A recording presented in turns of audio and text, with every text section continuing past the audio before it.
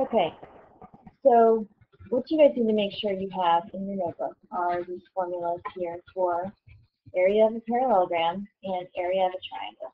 If you haven't written those down yet, you can get your book out and write those down, or you can pause this and write them down right now.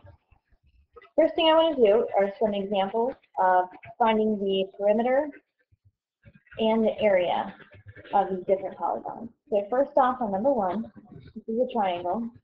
So for the perimeter, just like always, we're going to add the lengths of the outsides together. So we have 17 plus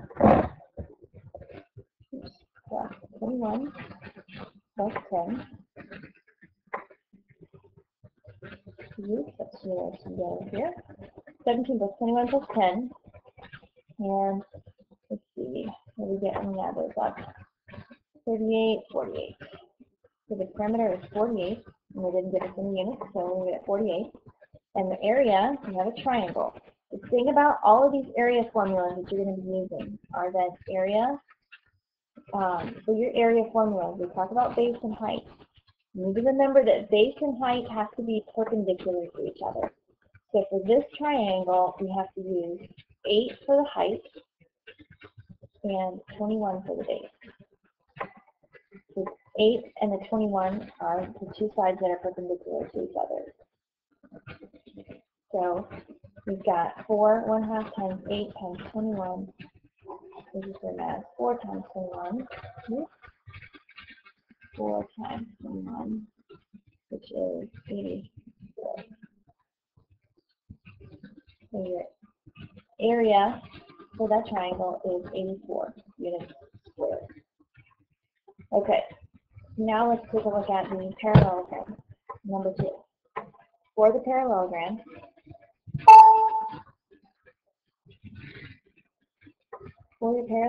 let's see there. Perimeter is the length around the outside. So remember, in a parallelogram, opposite sides are congruent. So this side of here will also be 30, and this side over here will be 20.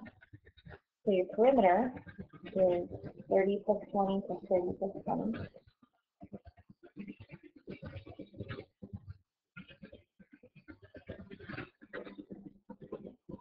Which is 230 and 220, 10 is not working well. So we get 100 for the perimeter. All right. Now, when you look at your formula for area of a parallelogram, also base times height. Okay, base times height, remember, it has to be perpendicular to each other. So, in our parallelogram here, we have our base and height. Height is going to be 17, and our base is going to be 30. So, for our area of our parallelogram,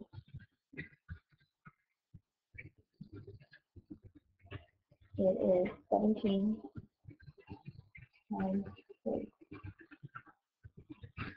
which is 510.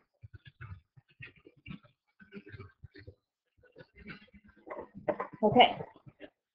Now, let's look at number 3. It's a triangle. It doesn't give us all the information here.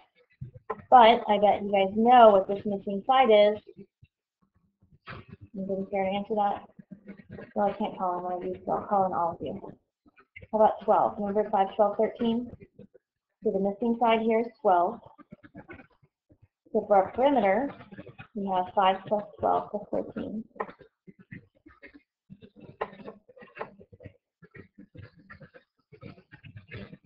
Just go through that. I'm sorry, you guys can fill in the writing here.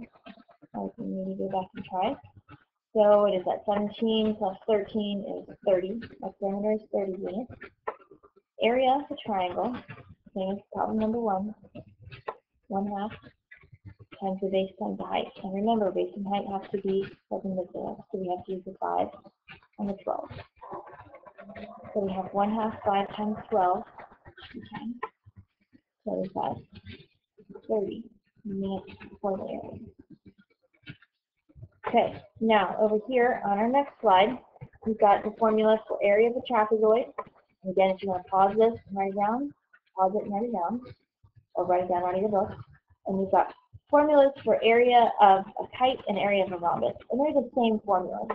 Now you guys remember that the diagonals of a rhombus and the diagonals of a kite are perpendicular. So you don't necessarily need to memorize these two formulas because you can break a rhombus and a kite down into triangles and then use the triangle formula. So either way you go is fine with me. For now, we can just use our formulas there. Okay, looking at this first example, it's a trapezoid. So we've got area is 1/2 times the height. The height is 4 times the sum of the bases. So we've got 4 times 6, the quantity 6 plus 8. And remember, just like in the other examples with the parallelogram and the triangle, the base and height always have to be perpendicular when you're finding these areas.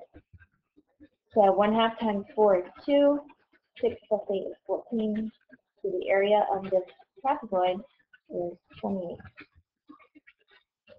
In this case, they did give us units, so we have feet times feet, which is feet squared. Okay, number 2. We have a kite on number 2, and the area formula for a kite is 1/2 times the diagonals multiplied together, the product of the diagonals. So we have 1/2 times this diagonal here is 6, and the longer diagonal is 14. So we have 1/2 times 6 times 14, which is 42.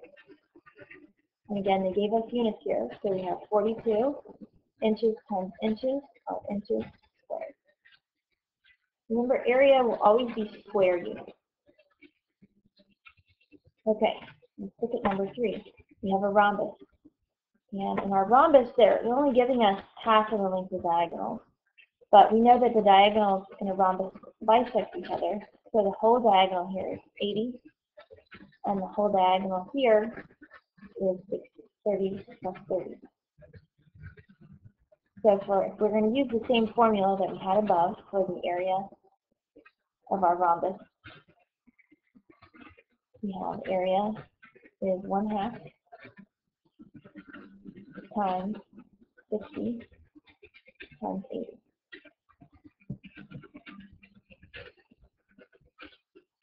So we've got 2,400 meters times meters will be square meters for the area of the rhombus. If you haven't finished the assignment from page 7.3 and page 734, you need to finish those also. But today in class, also need to make sure you're working on what the assumption is giving you with page 916.